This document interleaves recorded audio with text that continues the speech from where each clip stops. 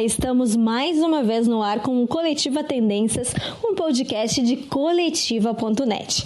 Para quem está escutando pela primeira vez, eu sou Patrícia Lapuente e toda semana recebo no estúdio um convidado para bater um papo comigo sobre uma temática do mundo da comunicação e também do marketing. Hoje, o assunto que está em pauta é endomarketing e quem está aqui para falar comigo sobre isso é a Tássia Jäger, responsável por esta área na Santa Casa de Misericórdia. Bom programa!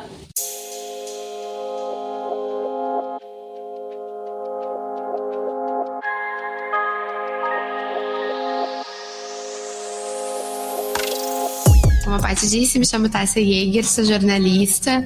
Eu atuo com endomarketing já faz uns 5 anos. Atualmente eu sou responsável pela área de endomarketing da Santa Casa de Misericórdia de Porto Alegre. Mas a minha trajetória ela já é bem longuinha, né? Comecei cedo e eu percorri várias áreas aí, assessoria de imprensa, veículo. E eu acabei conhecendo o endomarketing quando eu fui para trabalhar numa agência de publicidade. E na biblioteca da agência tinha um livro da Analisa, né? Que é uma das referências de endomarketing no país, que era o endomarketing de A a Z. E aí eu comecei a ler e achei super interessante aquilo, porque eu não aprendi isso na faculdade, né? Não sei se hoje se fala disso nas faculdades de jornalismo, talvez nas de relações públicas, acho que jornalismo ainda não. E me interessei e comecei a aplicar algumas coisas de endomarketing nessa agência. E aí me candidatei para uma vaga na Santo de Casa, endomarketing. Então eu entrei lá como repórter, depois eu assumi coordenação de núcleo editorial e depois a coordenação de jornalismo, então eu cresci ali dentro.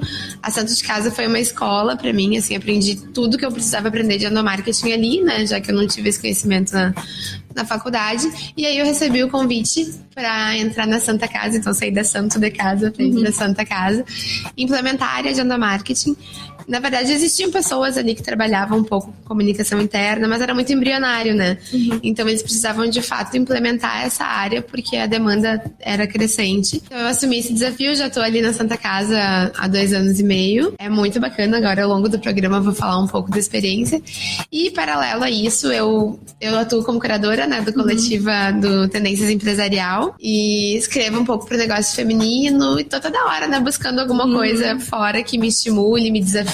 É isso. Então vamos começar, né? A gente tá falando muito sobre comunicação interna, sobre endomarketing, afinal, o que é isso? O que é endomarketing? Então tá, na verdade endomarketing tem várias definições e dependendo do especialista ele vai definir de uma maneira diferente. Eu costumo dizer que é um conjunto de estratégias e de ações que tem como objetivo engajar o colaborador para que ele trabalhe em prol dos objetivos e diretrizes estratégicas da empresa e também é trabalhar internamente a imagem da empresa para o colaborador, né? Ou seja, vender a empresa para aquele colaborador, fazer com que ele sinta orgulho de pertencer, com que ele vista a camisa. Então, eu entendo que são 2 frentes, né? É alinhar eles as estratégias da empresa e fazer com que ele tenha orgulho. Quando a gente consegue ter um trabalho de endomarketing bem executado, isso implica diretamente na estratégia empresarial. Por quê? Porque eu vou ganhar mais produtividade dos meus colaboradores, consigo reter mais os meus talentos e eu consigo fazer com que os colaboradores sejam promotores da marca. E aí, quando eu tenho um colaborador sendo promotor daquela marca, bom, eu consigo atrair novos talentos, né, os melhores talentos, e eu consigo também passar isso pro cliente, né. Então, a gente conhece aí muitos cases no mercado de pessoas que têm muito orgulho de fazer parte daquela empresa e isso acaba refletindo externamente. Pra ti, qual a diferença que faz, né, ter uma equipe consciente dos valores e das atuações da empresa? Total, assim, eu acho que antigamente não se falava muito, né, em endomarketing. O que se fazia antigamente era primeiro falar para o colaborador aquilo que ia ir para fora, né? Para não correr o risco de ele saber por último ou saber pela mídia o que está acontecendo. Eu acho que hoje, principalmente grandes empresas, pequenas ainda não tanto, mas grandes empresas já estão conscientes que quando o colaborador ele está engajado, ele traz resultados para a empresa. E isso representa dinheiro também para a empresa, né? E afinal de contas, quando eu tenho rotatividade alta de colaborador, isso é um custo, e é um custo muito elevado. Então, hoje em dia, dia, eu acho que quando o colaborador, a empresa ganha, quando tem uma estrutura de endomarketing muito bem executada, né? E o colaborador também ganha, porque é muito mais estimulante você trabalhar numa empresa que seja alinhada, o propósito dela seja alinhado ao teu propósito. Então eu sei por que eu tô acordando todo dia de manhã e tô vindo pra cá. Eu sei que aquela empresa tem um conjunto de benefícios que me favorece pro meu desempenho profissional e até pra minha vida pessoal, porque representa a qualidade de vida. Então eu acho que os dois ganham, tanto a empresa como o colaborador. E a gente vive um momento aí que as pessoas estão ficando muito pouco nas empresas, né? Acho que a geração dos nossos pais, a gente tinha aquilo de estabilidade, de construir carreira, de ficar 10 anos. E aí a gente tá num momento novo em que dá 2 anos e a pessoa já tá saindo. E eu falo porque eu também sou um pouco dessa geração, eu já passei por muito lugar. E o endomarketing, ele tá tentando recuperar aquilo das gerações antigas, de fazer as pessoas ficarem nas empresas, né? De fazer elas terem uma carreira ali. Porque isso vai ser bom pra empresa. É muito melhor eu ter a Patrícia ali há um tempão que domina tudo da empresa e que vai contribuir com todo mundo que tá entrando, do que eu ter que ficar ensinando o tempo todo para as novas pessoas, né? Então a gente eu acho que o endomarketing ele vem para recuperar o que tem de bom na geração antiga, mas também para valorizar o que a geração nova está trazendo de conhecimento para o mercado. E tu falou então que se aplica muito, né, nas empresas, isso de tentar resgatar na Santa Casa. O que vocês fazem para tentar resgatar esse colaborador e deixar ele mais tempo com vocês? Então, a gente é muito privilegiado lá na Santa Casa, porque a Santa Casa é uma instituição de 215 anos, né? Eu acho que ela é uma das instituições mais antigas do estado, talvez até do Brasil. E já tem uma cultura, desde antes de a gente fazer um processo de nova cultura, de amor à instituição, né? O posicionamento externo da Santa Casa é o Instituto Amor pela Vida. E isso é uma verdade. As pessoas que estão lá dentro, elas têm muito amor pelo que elas fazem, tem muito calor humano, então isso já é uma realidade. Quando a gente entra com um processo forte de endomarketing atrelado à área de gestão de pessoas, porque a gente caminha muito junto, e isso é muito importante, a gente consegue potencializar o que já é uma verdade lá dentro. Então, assim, ano passado, se eu não me engano, a gente teve um trabalho muito forte de cultura, né? Então já existia isso muito forte, mas a gente precisava mostrar a cultura para Santa Casa. E aí se criou o jeito Santa Casa de ser, que é a nossa cultura, que é o nosso jeito de cuidar, o jeito de acolher e de conviver. E esse processo foi para mostrar para os colaboradores o que a gente espera deles, tanto com colegas como com pacientes, visitantes, acompanhantes, comunidade em geral.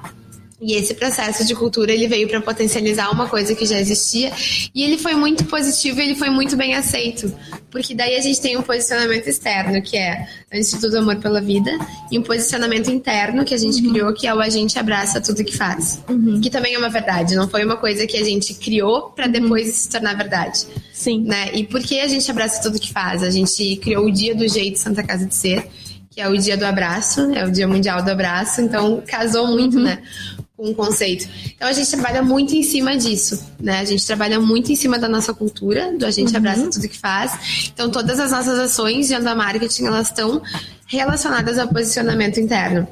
E quando a gente fala de endomarketing, ter um posicionamento interno, ele é muito importante. Porque isso que vai alinhar aquilo que eu falei no início, né? O propósito da instituição com o propósito pessoal da pessoa. Pessoal da pessoa, ótimo. E qual é a importância, né, de ter um engajamento total e de todos dentro de uma empresa? Desculpa, pode repetir. Qual é a importância de se ter, né, esse engajamento total e de todos dentro de uma empresa? Isso que eu te disse no início, quando a gente tem todas as pessoas trabalhando por um mesmo propósito, os dois saem ganhando, né? Empresa sai ganhando, a empresa vai crescendo e colaborador ganha. Então eu quero permanecer naquela empresa porque aquela empresa, ela é atrativa para mim, ela faz eu ser um profissional melhor. E a empresa também acaba ganhando em produtividade, em rotatividade. Uma coisa importante, eu acho que de ressaltar nisso, é que para que o endomarketing faça um trabalho bem feito, ele precisa vender uma verdade. E por isso a gente trabalha com a proposta de valor ao empregado, ou seja, o que a empresa oferece para aquele empregado para ele querer trabalhar ali, né? Porque hoje em dia o movimento é o contrário, né? Hoje, antes as empresas escolhiam quem ia trabalhar. Hoje a gente escolhe se a gente quer ir. Se aquela empresa ela é boa para mim. Então, tu ter uma proposta de valor adequada para o colaborador é o que vai puxar ele. A gente chama isso de EVP, que é o Employee Value Proposition. E ele, o que é essa proposta de valor? É o conjunto de benefícios que eu ofereço para o colaborador. Então, eu ofereço propósito, eu ofereço infraestrutura, clima organizacional, salário competitivo, benefícios. O que eu ofereço para ele? No momento que eu tenho esse conjunto bem definido, bom, aí eu consigo fazer um trabalho de endomarketing muito forte, porque eu estou vendendo uma verdade. Né? Eu estou dizendo assim, aqui realmente é bom para te trabalhar porque a gente tem tudo isso. Então, por isso que eu falo que é muito importante a área de endomarketing e a área de gestão de pessoas ou recursos humanos, né? A nomenclatura varia, andarem juntas. Em muitas empresas, inclusive, a gente vê que a área de endomarketing ela está dentro de recursos humanos. Ali na Santa Casa, não. Na Santa Casa a gente fica junto com o marketing, até porque a gente faz muita coisa casada, né? Mas então, o que eu quero dizer é que existe uma teia aí. A gente precisa ter uma área de gestão de pessoas que pense bem nesse conjunto de benefícios para o colaborador, para que o endomarketing venda esse conjunto de benefícios e a empresa saia ganhando, porque daí eu tenho o colaborador aliado à estratégia empresarial. Então a gente tem aí uma teia que faz a roda girar e faz funcionar. Na tua visão, um profissional motivado e engajado são as mesmas coisas? Tem um pouco de diferença, né? Porque eu posso estar motivado e não necessariamente engajado. Quando eu estou engajado, eu tenho muito orgulho daquela empresa, eu sou comprometido, eu sou proativo, eu tenho espírito de equipe, eu quero me autodesenvolver para dar cada vez mais pela empresa, eu tenho senso de dono, eu me sinto dono daquela empresa.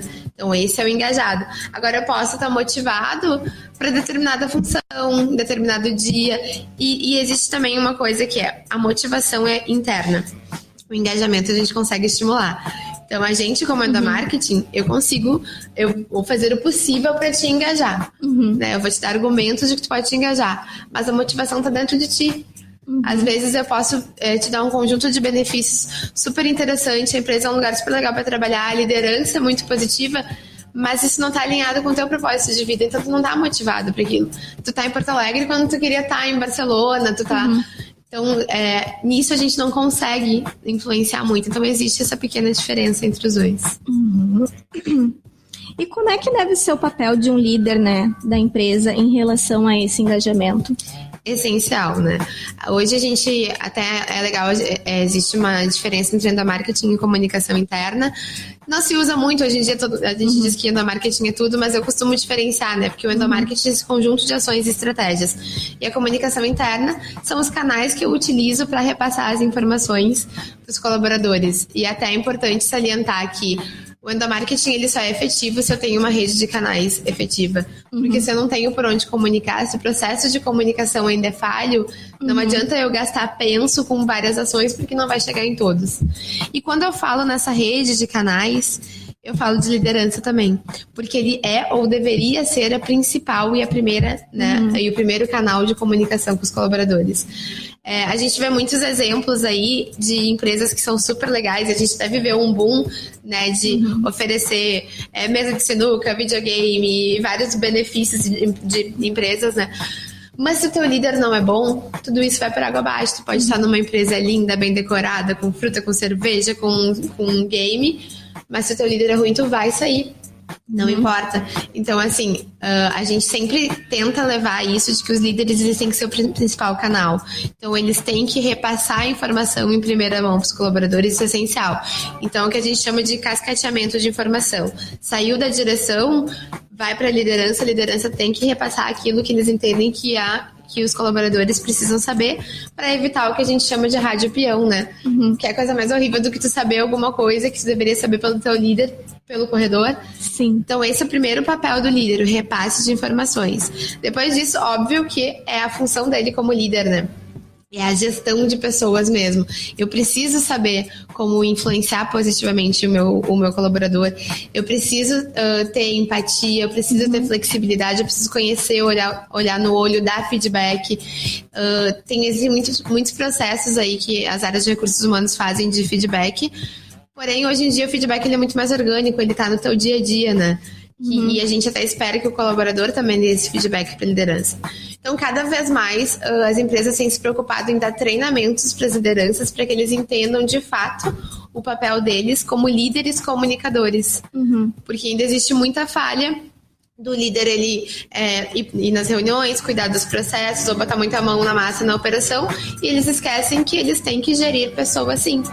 Porque os motivos que levam a pessoa a ser líder, eles são variados. Às vezes é teu conhecimento técnico, né? Tu teve uma crescente naquela empresa, mas muitas vezes ele não é formado para gerir equipes. Isso é essencial. Sim. Porque se eu não tenho um líder que me motive, que me inspire, não importa o que a empresa faça, não importa o que a gestão de pessoas faça, o que a endomarketing faça, não vou continuar ali, porque eu não consigo olhar aquele líder e me inspirar nele, né? Como é que a gente faz para comunicar, né? Públicos diferentes dentro de uma mesma instituição? Tô falando assim de gênero, de idade, enfim. É uma ótima pergunta, porque isso é um grande desafio. Em termos de Santa Casa, então, ele é enorme, né? A gente trabalha com 12 mil colaboradores, é muito. Quando eu trabalhava em agência antes, a gente trabalhava... Eu trabalhava com clientes de segmentos diferentes, era varejo, era indústria, era serviço. E a gente tinha aí uma média de, no máximo, sei lá, 5 mil colaboradores. Então, quando eu entrei, pensei, meu Deus, tem 12 mil colaboradores, eu já imaginei que ia ser uma diversidade absurda, né? Então, ali a gente tem perfis muito diversos. Eu vou ter pessoas com superior completo, pessoas com o fundamental incompleto, de diferentes níveis sociais, de gênero, de raça, de cultura. É enorme, né? Tanto que, no momento, a gente está lançando a nossa campanha de inclusão e diversidade, né? Que a gente, a cada mês, vai trabalhar, inclusive, com um público pra gente falar sobre isso, que é um assunto muito atual. Mas voltando à tua pergunta, a gente precisa mapear a diversidade de público que a gente tem. Eu não posso usar o mesmo tipo de comunicação pro mesmo público, isso não é efetivo. Não vai ser, nunca vai ser. E por mais que a gente viva um momento em que cada vez mais a gente usa meios digitais, e aí a gente tá com várias redes sociais corporativas entrando, a gente tem que entender que essa não é uma realidade que vai servir para todos os públicos, né? Então, assim, eu vou ter o pessoal do administrativo que vai usar, assim, aí a gente tem Yammer, tem Workplace, tem Socialbase, tem várias outras redes que vão aderir sim, mas a gente vai ter pessoal de base operacional que não tem acesso a esses meios. Eu me lembro de atender indústria a gente tinha que trabalhar sim ainda com mural físico, a gente tinha que trabalhar com impresso, né, com o que a gente chamava de house organs ou boletins impressos.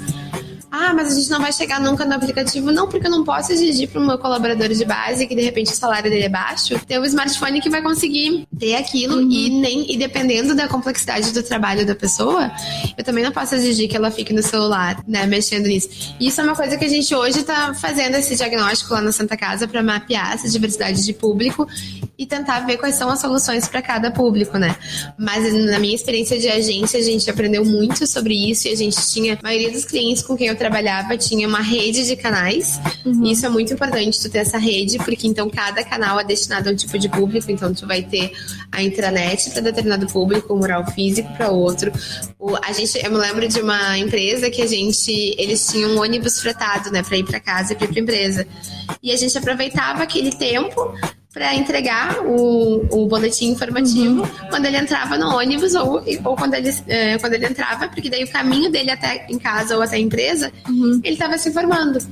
E a gente sabia, mas como é que ele vai saber que ele não vai ficar no celular, na internet? Bom, naquela época, tu analisa o contexto, as pessoas não tinham muito redes móveis, né? Porque era caro, então elas ficavam sim. E hoje isso ainda existe, a gente ainda tem que considerar essa diversidade e pensar o que vai conversar com cada público. E aí é a parte 1 do endomarketing, né? Em qualquer empresa que se trabalhe, a gente começa pelo diagnóstico de comunicação interna. Já pode simplesmente sair, né? Fazendo ações, fazendo o canal que a gente acha que tá ok, não. Eu tenho que fazer grupos focais, eu tenho que fazer pesquisa, eu tenho que ouvir os colaboradores para entender como a comunicação é atualmente, qual o cenário que eles entendem que é o melhor e quais são os perfis e qual a comunicação adequada para cada perfil. Hoje na Santa Casa, quais são esses perfis e o que vocês usam para se comunicar com cada um deles? Então, hoje a gente tem esse perfil bem variado. A gente tem a parte assistencial, a gente tem a parte administrativa e de apoio. Então, assistencial, a gente fala de todo mundo que cuida dos pacientes, né? Administrativa, a gente fala de TI, marketing, compras, gestão de pessoas, jurídico.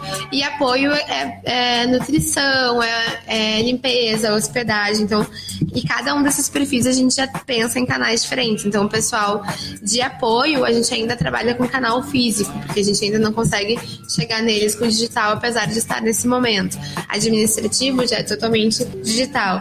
E assistencial varia, porque a gente já tem uma adesão maior da assistencial à Workplace, que é a nossa rede social corporativa, que hoje é o canal oficial, mas a gente ainda precisa de alguns canais físicos. E a gente entrou em 2019 justamente nesse momento de remodelação. Então a gente reiniciou um diagnóstico, porque o diagnóstico que existiu, ele foi de muito tempo, já faz alguns anos. Então o diagnóstico foi antes de eu entrar, né? Então é nesse momento embrionário. A gente está refazendo esse diagnóstico para rever esses perfis de público, ver esses canais que a gente está usando são efetivos, né? O que a gente tem que potencializar, excluir, acrescentar. E eu acho que esse é um processo que a gente vai ficar passando continuamente.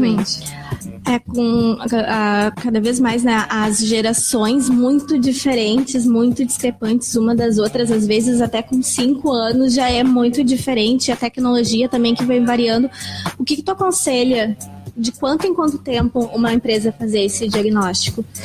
Então, eu acho que é bem como tu disse, tudo muda muito rápido, né? Quando a gente fala, por exemplo, em pesquisa de clima, o padrão sempre era fazer de 2 em 2 anos, entre 1 e 2 anos fazer uma pesquisa de clima.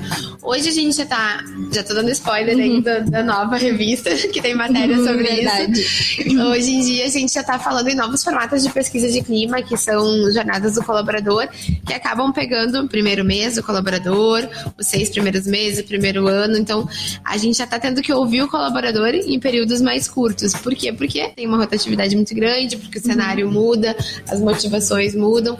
Eu penso que quando a gente fala de endomarketing é a mesma coisa. Eu entendo que na minha trajetória ali na Santa Casa, que ainda é curta, né, de 2 para tudo que precisa ser feito, a gente já teve vários momentos. A gente já entrou com canais digitais e news, e daí a gente já tirou, daí entrou Workplace, e agora a gente já teve revista, a gente já reviu tanta coisa. E eu até tava ouvindo o outro programa que vocês fizeram com os meninos do BS, e eles mesmos falaram, poxa, a gente recém fez o evento e a gente já tá revendo o formato, então tudo muda muito rápido. Então o ideal é que exista um processo, um fluxo de trabalho em que a equipe de endomarketing ou responsável consiga colocar no planejamento anual dele e rever esses fluxos de tempos em tempos. Se for uma vez por ano já é um ótimo começo, porque às vezes não consegue, né, fazer tão rápido. Então assim, talvez você não consiga remodelar tudo todo ano e talvez não seja o ideal, mas tentar pensar em momentos ali, ou de 6 em 6 meses, em que tu possa ouvir de novo o teu público e ver se aquilo tá funcionando, né? Criar esses canais de escuta. E o que tu considera, né, fundamental nessa comunicação, assim, que qualquer empresa não pode falhar? Para mim, fundamental é a liderança. A liderança, ela precisa ser treinada e capacitada para ser comunicadora. Porque se não começar pelo líder, todo o resto vai por água abaixo. Então o líder, ele tem que ser o exemplo e ele tem que ter essa habilidade, né, essa capacidade de comunicação muito bem desenvolvida. Então assim, acho que a falha de uma empresa é quando o colaborador fica sabendo de algo, ou pelo que ele viu fora, ou porque ele ouviu no corredor. Se a gente tem uma comunicação... esses dias a gente fez até um grupo focal com o pessoal de base lá da Santa Casa, e eles mesmos falaram: eu gostaria que o meu líder, uma vez por semana, se reunisse comigo 20 minutinhos ali e falasse. E aí a gente vai lá e fala dos outros canais. Tem isso, isso. Não, mas eu quero líder. Eu me lembro de uma empresa que eu fui em São Paulo, era indústria, e a gente também queria entender comunicação com eles, e eles falaram que o que era mais efetivo para eles era que sempre no início do expediente, bem cedo da manhã, eles se reuniam no pátio, numa roda, e o líder falava, né, ele dava o feedback da semana passada, já dizia os objetivos daquela semana, as principais informações da empresa, e eles faziam isso de pé, que é uma metodologia que se fala muito hoje, né, que diminui interrupções, distrações, e eles achavam aquilo super positivo, então todo o resto funcionava como reforço de uma comunicação que funcionava e que começava na liderança. Até nós temos uma editoria chamada Por Dentro, né, que nós visitamos muitas empresas e contamos quais são os bastidores. Em uma gráfica que eu visitei era exatamente isso que acontecia. Todas as manhãs se reúnem, passam feedback do que foi anteriormente, o que tem para fazer, e dão uma conversada em pé mesmo, que eu acho que é bem o que é um clima de uma gráfica, né, de uma indústria mesmo. Perfeito. Então, pra gente encerrar essa primeira parte, temos uma matéria que se chama A Fórmula do Engajamento. Pra ti, qual é essa fórmula do engajamento? Eu acho que é muito o que eu falei ali no início. Então, assim, começa a gente avaliando qual é esse pacote de benefícios que a empresa tem. E aí eu acho que pode ter um trabalho colaborativo. Hoje a gente faz muito isso na Santa Casa. A gente trabalha muito colaborativamente entre as áreas. Então, vamos sentar, vamos avaliar esse pacotinho de benefícios que a gente oferece para o colaborador. O que mais a gente pode acrescentar que está dentro dos recursos da empresa, o que a gente pode subtrair que não está sendo bem utilizado. Beleza, esse é o pacote ideal. Bom, agora a gente vai trabalhar vendendo esse pacote para os nossos colaboradores. Aí quando a gente vender esse pacote e isso for uma verdade, bom, daí a gente vai conseguir ter o engajamento deles, porque eles vão ver esse benefício. E aí, bom, isso aí vai refletir em marca empregadora também, né, que é uma coisa que se fala muito hoje em dia. Então, acho que começa por aí. A gente tem que fazer com que o trabalho do engajamento ele seja uma verdade. Eu não posso forçar um engajamento com uma coisa que não existe. Não posso pedir o engajamento do colaborador sem dar nada em troca para ele. Hoje em dia, o trabalho ele é uma troca. Eu preciso dar algo em troca para o colaborador para que ele dê em troca para a empresa. Hoje em dia funciona assim.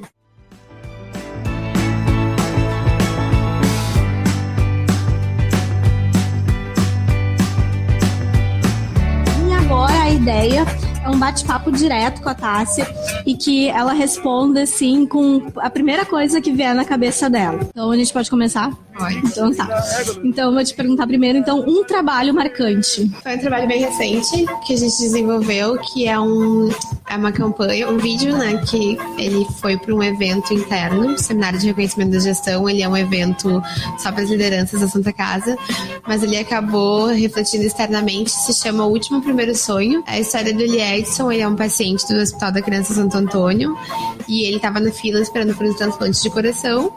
E a gente acabou descobrindo que o sonho dele era conhecer o D'Alessandro e o Beira-Rio. Então a gente moveu mundos e fundos pra gente realizar o sonho dele, que ia além da medicina.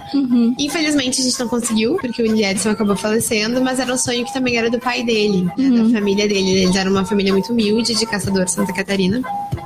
Então a gente convidou eles para virem para Porto Alegre para fazer uma reportagem sobre doação de órgãos, a importância disso e tal. Uma coisa meio mentirinha, assim. E na verdade o que a gente estava preparando era uma grande surpresa, né? De levar ele, a esposa e os 2 filhos para conhecer o Beira-Rio, conhecer o D'Alessandro. Então foi tudo...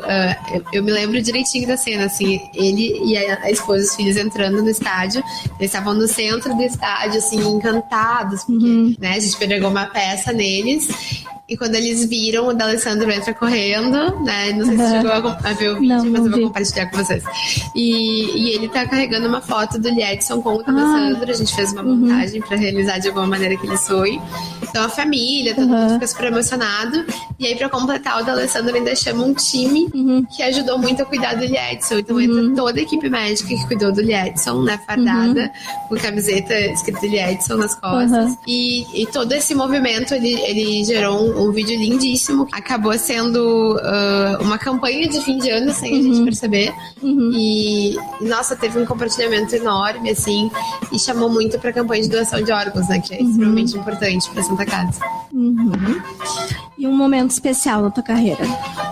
Foi recente também, acho que foi quando a gente venceu o prêmio ABERJ de regional, de comunicação e relacionamento com o público interno, com o case A Gente Abraça Tudo Que Faz, que é do jeito Santa Casa de ser. Acho que foi uma vitória super bacana, porque com pouquíssimo tempo de endomarketing da Santa Casa, a gente já conseguiu essa conquista, então é bem relevante. Tuas referências profissionais? Difícil, essa é bem difícil. Eu acho que eu não tenho uma única referência, eu tenho várias. Eu rodei por muitas empresas, então eu tive muitas lideranças. Tive um líder fantástico, né, que foi do Tribunal de Contas, que era uma pessoa que para mim tinha todos os atributos que um líder precisa ter, né, que é a habilidade técnica, que é a empatia, flexibilidade, uma pessoa que eu levo para a vida. Depois eu tive 3 lideranças femininas muito boas, né? A primeira me ensinou muito posicionamento firme, né, e profissionalismo. A segunda me mostrou muito inteligência, aprendi muito com ela. E a terceira me mostra muito empatia, carisma, flexibilidade, né, trabalho em equipe. Mas a maior referência profissional de todas pode ser meio clichê, mas pra mim é meu pai, porque ele foi uma pessoa que sempre trabalhou e com muita coisa diferente, com uma capacidade de adaptação muito grande. Sempre trabalhou duro, sempre baixou a cabeça. Então, se eu sou assim de trabalhar pesado, é por causa dele. Meu pai acho que nunca ficou desempregado, e eu também super me orgulho de dizer isso, que eu sempre estive no mercado de trabalho. Então eu acho que eu aprendi o valor do trabalho duro e do esforço pessoal para as nossas conquistas com ele. E se tu pudesse resumir em uma palavra, né, o DNA do teu trabalho, qual é? Organização. Por incrível que pareça, eu acho que é isso, porque eu acho que a gente só consegue ser criativo, proativo, cooperativo, que são essas habilidades que a gente fala tanto hoje em dia, se a gente for um pouco organizado, né? E não é, eu acho que uma característica que as pessoas costumam vender muito, mas eu sou não sei se é por ser jornalista, que eu gosto de ter tudo, ó, tá com um caderninho aqui, tudo anotadinho, tudo organizadinho, sabe, com responsabilidades. Eu sou assim na vida, eu sou assim no trabalho, inclusive eu sou chata entre os meus amigos, porque se uma coisa já tá fora do lugar, eu já fico doida, assim. Acho que organização me ajudou a chegar mais longe. Quais são os teus planos pro futuro profissional? Então, eu quero cada vez crescer mais na carreira, nessa área que eu acabei me especializando, né? Hoje em dia eu estudei muito, né? E continuo estudando muito endomarketing. Hoje eu faço pós em comunicação corporativa, né, para me aprimorar cada vez mais. Acabei migrando, para quem idealizava um outro mundo no jornalismo, acabei migrando para a comunicação empresarial. Comecei a gostar muito disso, então o que eu puder fazer para contribuir com a empresa onde eu trabalho. E também para levar esse assunto, eu acho que a gente faz muito bem isso por meio do Coletiva também. Levar esse assunto para fora, tentar fazer com que isso chegue nas universidades, porque ele é um novo mercado, né, de trabalho. Então a gente tem tantos jornalistas se formando e às vezes a gente acaba só guiando para veículo. Poxa, esse mercado já é muito grande em São Paulo, Rio de Janeiro, então vamos fazer ele crescer aqui também, né? Então eu acho que é cada vez me especializar mais para contribuir cada vez mais com essa área. Então tá bom, gente. Então, essa foi a Tássia. Então, muito obrigada pela tua participação, Tássia. Obrigada, Paty.